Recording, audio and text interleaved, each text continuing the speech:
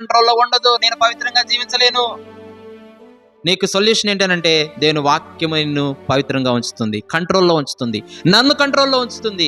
ఈ భూమి మీద ఉన్నటువంటి విశ్వాసి అనేటువంటి వ్యక్తి ఎవరైనా కూడా కంట్రోల్‌లో ఉండాలి అనంటే, భక్తిలో పరిశుద్ధతగా ఉండాలి అనంటే, భక్తిలో సాధకం చేయబడిన జీవితం కలిగి ఉండాలంటే, మితము కలిగినటువంటి జీవితం కలిగి ఉండాలంటే దేవుని వాక్యమే. నీ వల్ల కాదు. అందుకని పౌలు అంటాడు, అయ్యో నేనెంత దౌర్భాగ్యుడును, ఏది చేయాలనుకుంటున్నానో అది చేయలేకపోతున్నాను, ఏది చేయకూడదు అనుకుంటున్నానో అది చేస్తున్నాను, అందుకే నా శరీరాన్ని నేను నలకొట్టుకుంటున్నాను అంటాడు. ప్రియమైనటువంటి వాళ్ళారా, దేవుని వాక్యము చేత ఏదైనా సాధ్యమే.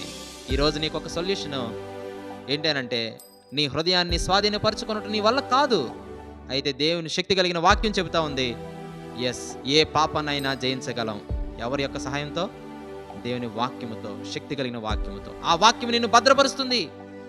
ఆ వాక్యానికి నువ్వు భయపడితే 67వ వచనం, 167వ వచనం, కీర్తన 119, నా హృదయంలో ప్రవర్తించున్నాను.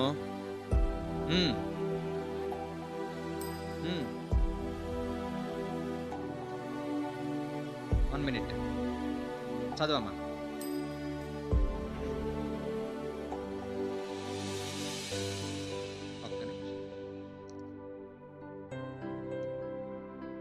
నేను చదువుతున్నాను. మీరందరూ ఒక్క నిమిషం ఆగితే నేను చదువుతాను. 161. అధికారులు నిర్నిమిత్తముగా నన్ను తరుముదురు, ఆయనను, ఈ మాట చదువుదామా, ఇలా చెప్దామా, నీ వాక్య భయము నా హృదయమందు నిలుచుచున్నది. ఏమంట? వాక్య భయము. హృదయంలో భయం ఉంటే, వాక్య భయం ఉంటే విచ్చలవిడితనంగా జీవించవు.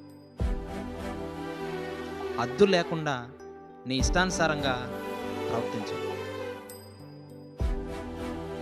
ఆ భయం లేకే. అందుకని దేవుని భయం లేదంట వారి కన్నులు ఎదుట. దేవుని వాక్యము భయం లేదు వారి హృదయంలో.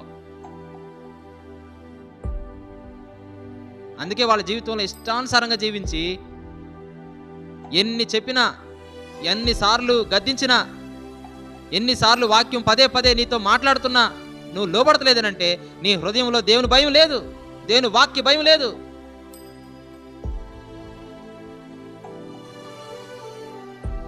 దావీదు అంటున్నాడు, నా హృదయంలో దేవుని వాక్య భయం ఉంది.